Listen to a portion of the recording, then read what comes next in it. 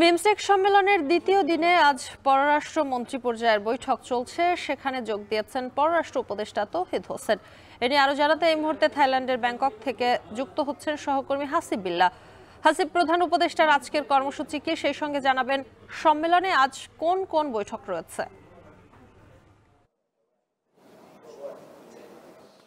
শম্পা, প্রধান উপদেষ্টা ব্যাংককের সুবর্ণভূমি বিমানবন্দরে কিছুক্ষণ আগে অবতরণ করেছেন এবং সেখান থেকে তিনি সরাসরি এই হোটেলে এসে উপস্থিত হবেন, যেটি মূলত হোটেল সাংগ্রিলা ব্যাংককের একটি হোটেল। এখানেই মূলত এই বিমস্টেক সম্মেলনটি অনুষ্ঠিত হচ্ছে গতকাল থেকে।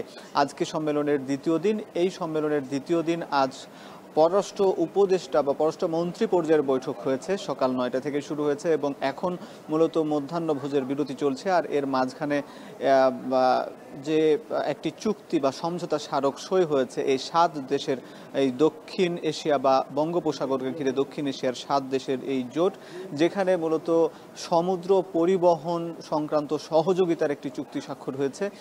এবং একই সঙ্গে বাংলাদেশ আশা করেছে, বাংলাদেশ পক্ষ থেকে বাংলাদেশের পররাষ্ট্র উপদেষ্টা তৌহিদ হোসেন তিনি আরও মুক্ত বাণিজ্য অর্থনীতি এবং স্থিতিশীলতা, টেকসই বাণিজ্য এসব নিয়ে তিনি প্রস্তাবনা তুলে ধরেছেন। এবং আজকে যে বৈঠকটি হয়েছে, এই ৭ দেশের পররাষ্ট্র মন্ত্রীরা একটি খসড়া তৈরি করেছেন, যেটি মূলত আগামীকাল সম্মেলনের তৃতীয় দিন এবং শেষ দিন। সেখানে এই ৭ দেশের সরকার প্রধান এবং রাষ্ট্রপ্রধানরা উপস্থিত হবেন, এই সম্মেলনে যোগ দেবেন। আর এই সম্মেলনের সেই খসড়াটি আজকে চূড়ান্ত হয়েছে এবং কালকে সকাল থেকে সেই সম্মেলনটি শুরু হবে।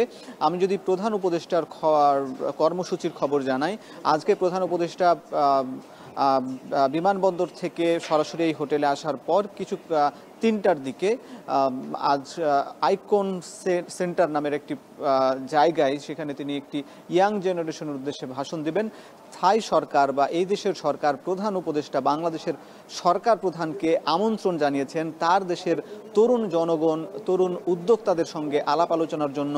এখানে কিন্তু আরও 7টা দেশের সরকার প্রধান, রাষ্ট্রপ্রধান আছে, কিন্তু বাংলাদেশের সরকার প্রধান ডক্টর ইউনূস, যিনি আন্তর্জাতিকভাবে বেশ খ্যাতিসম্পন্ন, তাকেই আমন্ত্রণ জানানো হয়েছে এই বক্তব্য দেওয়ার জন্য। এবং এর সঙ্গে তিনি আগামীকাল নরেন্দ্র মোদীর সঙ্গে বৈঠক করবেন। এছাড়া বিমস্টেকের যে সভাপতির দায়িত্ব নিতে যাচ্ছে বাংলাদেশ, এজন্য আরও অন্যান্য দ্বিপাক্ষিক বেশ কিছু বৈঠক রয়েছে বিভিন্ন দেশের সরকার প্রধান এবং রাষ্ট্রপ্রধানদের সঙ্গে। এই ছিল শম্পা এই বিমস্টেক সম্মেলনের খবরাখবর।